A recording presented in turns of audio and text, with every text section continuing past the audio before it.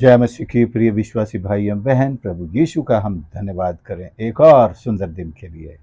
आनंद से भरे, प्रभु की उपस्थिति और अगुवाई से भरे हुए आज के इस दिन के लिए हम धन्यवाद करें। परमेश्वर का वचन हमें प्रतिदिन आनंदित होने के लिए ये यूं कहें, परामर्श ही नहीं बल्कि आज्ञा देता है।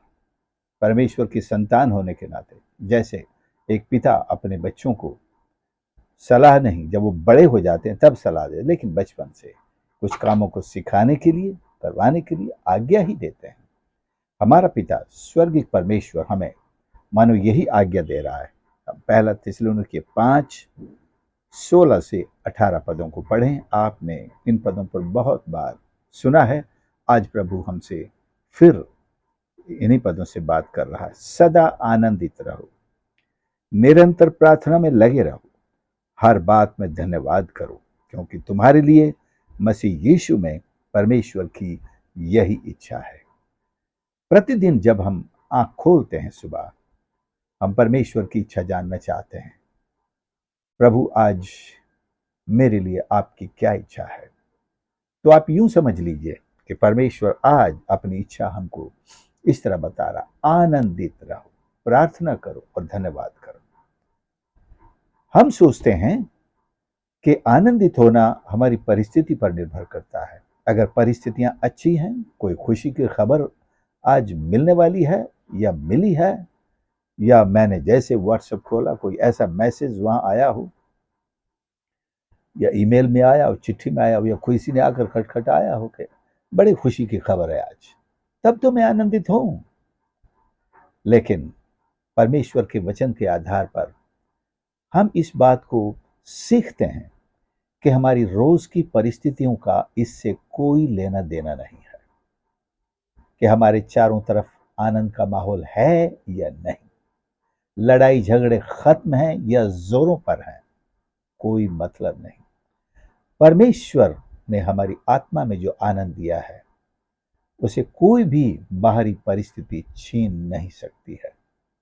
परमेश्वर के सामने आने वाले को, जैसे लिखा, विश्वास करना चाहिए, आनंद के साथ आना चाहिए। परमेश्वर की उपस्थिति में अप्रोच एक मुर्दानगी के साथ नहीं हो सकती, मानो कोई मर गया हो, जैसे उदास होकर के, मुंह बंद करके, सर झुका करके, धूल उड़ा करके, सर पर राख डाल के आए, प्रभु आज तो मुझसे आनंदित नहीं हुआ जाएगा, आज तो मेरा मूड बिल्कुल नहीं है। प्रभु ऐसे मूड को रिजेक्ट करते हैं। परमेश्वर के उपस्थिति में आनंद ही हमारे सारे मूड और इन परिस्थितियों को बदलने की ताकत रखता है। अगर हम मूड की गिरफ्तारी में रहेंगे, मूड के शिकार रहेंगे, परिस्थितियों के शिकार रहेंगे, तो हम जिंदगी में कभी भी प्रभु के आनंद में आनंदित नहीं हो पाएंगे। प्रभु का आनंद हमारी ताकत है, हमारा स्वास्थ्य है, हर परिस्थिति को बदलने की सामर्थ्य रखने वाला है। ठीक है, दुनिया में दुख है तो हमें प्रार्थना में, प्रभु यीशु भी ऊंची ऊंची आवाज से दुआ करते थे, रोते थे। पवित्र आत्मा भी हमारे साथ मिलकर रोता, विलाप करता और जब प्रार्थना करता है। नाश होती हुई आत्माओं के लिए हमें रोना भी है, ठीक है, अपनी जगह है।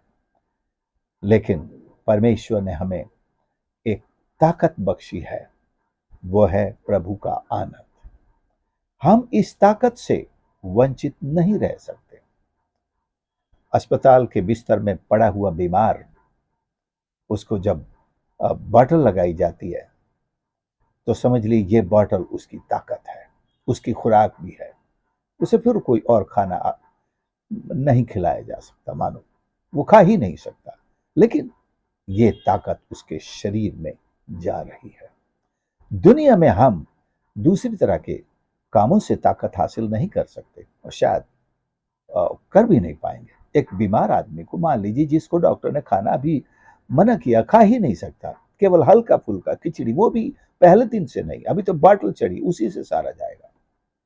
ये ताकत उसको यहां से मिल रही है। अगर उसे आपने कुछ सॉलिड फूड खिला दिया, मीट मटन या कुछ ऐसा खाना खिला दिया, वो बीमार की हालत बिगड़ सकती है। तो हम परमेश्वर की सामर्थ को हर समय अपने जीवन में प्राप्त करते रहते हैं। ये संसार हमें जो आनंदित करने के लिए जो चीजें परोसता है, उससे हमारी हालत बिगड़ती है, उसी से हमारा चेहरा उतर जाता है, उसी से तो हम और दुर्बल, कमजोर, यहां तक कि ऐसे बीमार पड़ते हैं। सो परमेश्वर ने हमारे लिए एक स्थायी आनंद का एक स्रोत हमारे जीवन में जोड़ दिया है, और वो प्रतिदिन हमारी आत्मा में आनंदित करता है। हमें आनंदित होकर उसकी आराधना करनी है, आनंद के साथ परमेश्वर के सम्मुख आना है और आनंदित ही रहना है। और जैसे वचन में लिखा है, वो बुरे समाचार से नहीं घबराता। बुरे समाचार हमें प्रतिदिन मिलते हैं, चारों तरफ बुरे समाचार छाए हुए हैं। अगर टीवी खोलेंगे तो सबसे पहले बुरे समाचारों से शुरुआत होती है। यहाँ एक्सीडेंट हुआ, ये मारा गया, वहां प्लेन क्रैश हुआ, ये एक्सीडेंट हुआ, ये हुआ, वो हुआ। एकदम से सुबह से ही उदासी से शुरुआत, अरे यार ये क्या हो गया। फिर रफ्तार का कहर, लड़ाई झगड़े, यहाँ बॉम्बिंग हुई, यहाँ इतने लोग मारे गए। तो दिन की शुरुआत ऐसी उदासी के साथ, ऐसे दुख से भरे समाचारों के साथ होती है। लेकिन परमेश्वर हमको ऐसी परिस्थितियों में भी आनंदित रहें, क्योंकि आनंद ही हमें जिंदा रखेगा, आनंद ही हमें बलवंत रखेगा, आनंद ही, प्रभु का आनंद ही हमें स्वस्थ रखेगा। नहीं तो एक ही समाचार सुनकर लोग दुनिया छोड़ देते हैं। आप अगर इन समाचारों की इतनी ज्यादा चिंता करने लगेंगे तो फिर दूसरे लोग आपकी चिंता में पड़ जाएंगे कि क्या हो रहा है इनको, ये क्यों गिरते जा रहे हैं।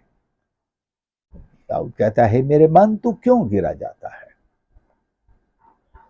ऐसे लोगों की आत्मा गिरने लगती है, उनका मन गिरने लगता है, उनका हार्ट गिरने लगता है, वो मृत्यु की शैया पर पहुंच जाते हैं।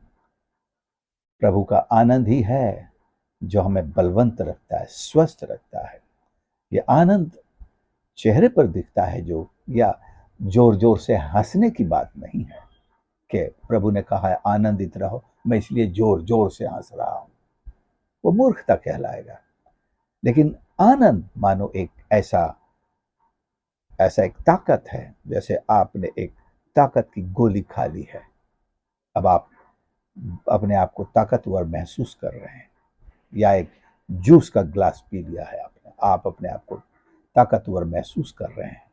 परमेश्वर के आनंद में आनंदित होना हमको शारीरिक रूप से भी, आत्मिक रूप से भी, हमारे हृदय को भी ताकतवर बनाए रखता है। दूसरे, ये हमको फिट करता है, क्वालिफाई करता है। परमेश्वर की उपस्थिति में हम आनंद के साथ आए, हम उसकी स्तुति भी आनंद से भर करके गाएं। पौलुस भी अपने उन कोड़े की मार को नहीं गिन रहा था, वहां से निकल निकल रहे लहू को नहीं देख रहा था, लेकिन वो आनंद के साथ स्तुति करने लगता है, गीत गाने लगता है, अपने साथी के साथ मिलकर के। जेल में बैठा हुआ, भूखा प्यासा, मार पिटाई खाया हुआ, ये आनंद उसके अंदर था। बल्कि घाव तो उसे रोने के लिए मजबूर कर रहे हों। 39 कोड़ों के घाव कई दिन तक रुलाते हैं। हो सकता है आपको भी, आपके जीवन में भी 39 घाव मिले हों, और वो प्रतिदिन आपको सुबह उठते ही रुलाना शुरू कर देते हैं, शाम होने भी रुलाते रहते हैं, जब तक नींद ना आए तब तक भी आप रोते रहते हैं। हंसने का, आनंदित होने का कोई मौका नहीं मिलता, कारण नहीं दिखता। लेकिन आंखें उठाइए, प्रभु यीशु आनंद का कारण है। वो दुनिया के कारण, जिनके कारण हम दुखी हैं, जो हमें आनंदित ना कर सके या हमेशा आनंदित ना रख सके, और रख भी नहीं सकेंगे। दूसरे लोगों को हमसे जो आनंदित होने की आशाएं हैं, वो भी एक दिन टूट जाती हैं। लेकिन एक आशा है, एक आनंद है, जो मरने के बाद भी इंसान को प्राप्त होता है। मरने के बाद तो और अधिक, क्योंकि हम उसके मुख के प्रसन्नता को देखते हैं, और अधिक उससे करीब रहेंगे, और अधिक आनंदित रहेंगे। तो हम इस बात की आदत यहीं से डालें। ये परमेश्वर के वचन की आज्ञा है, आनंदित रहो, आनंदित रहो और प्रार्थना करो। दूसरी बात है, प्रार्थना करो। प्रार्थना क्या है? केवल ज़रूरतें प्रभु के सामने रखते जाना ही नहीं है। हाँ, वो तो हम करेंगे ही, क्योंकि जो भी हमें आज की रोटी हमें चाहिए, वो हम कहेंगे प्रभु प्रतिदिन की रोटी हमें दे, ये प्रार्थना है हमारी। लेकिन प्रभु प्रार्थना के द्वारा अपने आप से हमें जोड़ना चाहता है। He wants to connect us to himself through prayer. प्रार्थना जब हम करते हैं, हम परमेश्वर से अपने आप को कनेक्ट करते हैं, परमेश्वर के मुख के प्रकाश को देखते हैं, उसका दर्शन करते हैं, हम आत्मा में आ जाते हैं, हम स्वर्ग का दर्शन पा लेते हैं, हम भविष्य को देख लेते हैं, अपने भविष्य को देख लेते हैं, परमेश्वर की महिमा कर पाते हैं। तो ये प्रार्थना का एक सबसे ऊंचा डिमेंशन है, आयाम है, जो हर भक्त के जीवन में प्रतिदिन होना ही चाहिए। अपनी आवश्यकताओं के उसके सामने प्रार्थना करने के बाद, जिन लोगों ने आपसे कहा है हमारे लिए दुआ करो, उनके बाद उनके लिए प्रार्थना करने के बाद हमको ये चाहिए कि हम ऊपर के डिमेंशन में जाएं, जहां केवल हम परमेश्वर को देखें, उसका दर्शन करें, स्वर्ग की बातें जानें, अपने भविष्य की उन बातों को देखें, जैसे यूहन्ना देखता है, जैसे पौलुस ने देखा, जैसे दूसरे नबियों ने देखा। परमेश्वर का आत्मा निश्चय हमको उस डिमेंशन में लेकर जाएगा, उस लेवल पे, उस रैल्म में लेकर के जाएगा। हम तो नीचे नीचे वही चुनते रहते हैं, पत्थर कंकड़। हाँ, मुझे आज ये दे देना, मैं वहां जा रहा हूँ, मुझे सुरक्षित पहुंचा देना, मेरे बच्चे की परीक्षा में मदद कर देना प्रभु जी, रिजल्ट आने वाला, उनको उत्तम परिणाम देना। ये हम तो नीचे नीचे कंकड़ पत्थर चुनते रहते हैं, हम उससे ऊपर के लेवल में जाते ही नहीं है। किनारे पर आपको बहुत छोटी छोटी मछलियां मिलेंगी, लेकिन और गहरे में जाएंगे तो बड़ी बड़ी मछलियां मिलेंगी, अलग अलग वैरायटी की मछलियां मिलेंगी। तो इसलिए प्रभु यीशु ने अपने शिष्यों से भी कहा, गहरे में जाल डाल। तो हमें एक सही स्थान पर और गहराई में प्रार्थना के जीवन में भी उतरना है, आनंदित होना, प्रार्थना करना। और तीसरी बात इस वचन में जो कही गई, धन्यवाद देना। परमेश्वर प्रतिदिन हमसे धन्यवाद की आशा करता है। अब धन्यवाद देने के लिए हमें कोई ये ढूंढने की आवश्यकता नहीं, आखिर प्रभु ने ऐसा मेरे जीवन में क्या किया कि मैं उसके लिए धन्यवाद दूं। पहली बात तो यही कि वो ईश्वर है, उसको अप्रोच करना धन्यवाद के साथ ही शुरू होता है। परमेश्वर की उपस्थिति में आने वाले को, जैसे लिखा है, विश्वास करना चाहिए, प्रार्थना के साथ आना चाहिए, धन्यवाद करते हुए आना चाहिए, उसकी हस्ती का धन्यवाद करना चाहिए। आप किसी को भी तारीफ करना शुरू कर देते हैं, कोई भी जरा उपकार हमारे ऊपर करता है, हम उनको धन्यवाद देते हैं, उनकी तारीफ करते हैं। परमेश्वर ने तो हमारे जीवन को उपकारों से भरा है, कम से कम उन्हीं उपकारों को याद करके भी हम धन्यवाद दे सकते हैं। यह तो सेकंड लेवल है। उससे ऊपर का लेवल परमेश्वर के अपने व्यक्तित्व के लिए, उसकी हस्ती के लिए, वो जो है उसके लिए धन्यवाद देना है, उसकी तारीफ करनी है, उसके गुणों का बखान करना है। तो मैं इसके तीनों लेवल मानता हूं। सबसे नीचे वाला भी, आपने हमको रोज की रोटी दी, आपका धन्यवाद करते हैं। आपने मेरी प्रार्थना का उत्तर दिया, आपका धन्यवाद। बच्चों की सहायता की, आपका धन्यवाद। मेरी कलीसिया पर आप मेहरबान हुए, धन्यवाद प्रभु। कार्य के लिए सामर्थ्य, ये सबसे नीचे वाला दर्जा है। बीच वाला दर्जा कि हम परमेश्वर के उन कार्यों के लिए जो उसने सारे जगत के लिए किए हैं, और सबसे टॉप में परमेश्वर की जो अपना व्यक्तित्व है उसके लिए। और परमेश्वर ने अपने आप को जिस रूप में प्रकट किया है, जो दुनिया के लिए किया है, उसके लिए भी हमें धन्यवाद देना है। तो हमें परमेश्वर का धन्यवाद देने की उस स्टेटस में भी ऊपर बढ़ना है, चलना है। जब स्वर्ग में आप जाएंगे, धन्यवाद वहां भी चलता रहेगा, लेकिन वहां हम ये जो आज जिस तरह हम शाम को बैठकर धन्यवाद देते हैं कि दिन भर की आपकी सुरक्षा के लिए धन्यवाद करते हैं, आपकी आशीषों के लिए धन्यवाद करते हैं, हमारी प्रार्थनाओं के उत्तर के लिए धन्यवाद करते हैं, वहां ये विषय नहीं होंगे। वहां केवल the personality of God himself, the beauty of God, the holiness of God, the creator God himself वो होगा। हाँ, परमेश्वर ने इस सृष्टि में जो कुछ किया है, उन बातों के लिए भी हम धन्यवाद देंगे। उसके उद्धारकर्ता होने के लिए उसने सारी सृष्टि का उद्धारकर्ता होकर क्रूस पर जो उठाया, उसका धन्यवाद हम स्वर्ग में भी देंगे, तो हमारे धन्यवाद का लेवल और ऊंचा होगा। प्रभु का धन्यवाद करें, हम प्रार्थना करें, आनंदित हों और धन्यवाद दें। ये परमेश्वर की इच्छा है रोज मेरे और आपके जीवन के लिए। प्रभु चाहता है, वो देखना चाहता है, क्या आनंदित हैं आप? Are you rejoicing in me? Are you joyful in me? परिस्थितियों में नहीं, प्रभु नहीं कहता परिस्थिति ऐसी आ ही नहीं सकती कि मैं उसके कारण आनंदित हूं। हाँ, फिर रोज मुझे कोई ऐसी परिस्थिति चाहिए जो मुझे आनंद दे जाए, खुशी दे जाए। दूसरे प्रार्थना है, केवल अपनी आवश्यकताओं के लिए नहीं, हम प्रार्थना करें कि हम परमेश्वर का दर्शन देखें।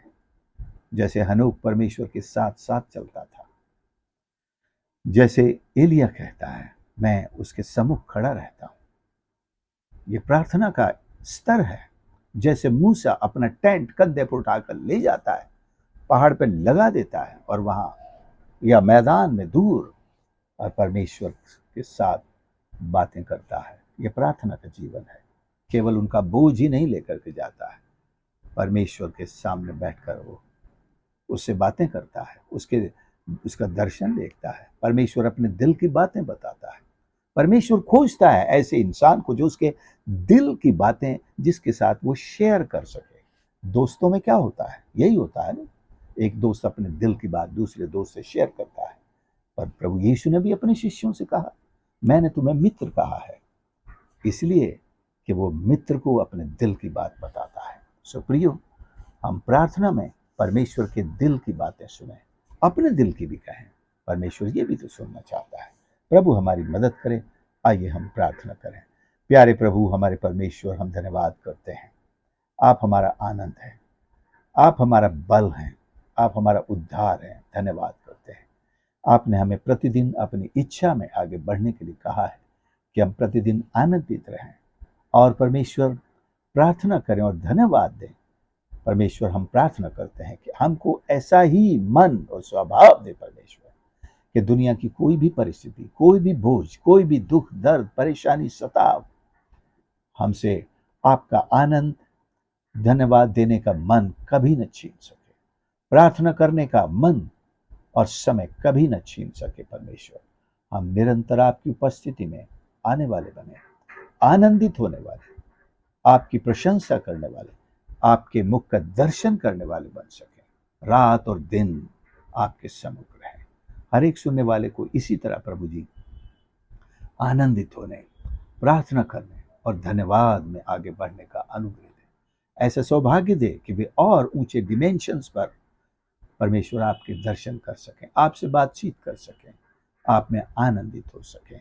सहायता और मदद, प्रार्थना सुनने के लिए आपका धन्यवाद करते हैं। ये प्रार्थना अपने उद्धारकर्ता प्रभु यीशु के नाम से मांगते हैं, आमीन।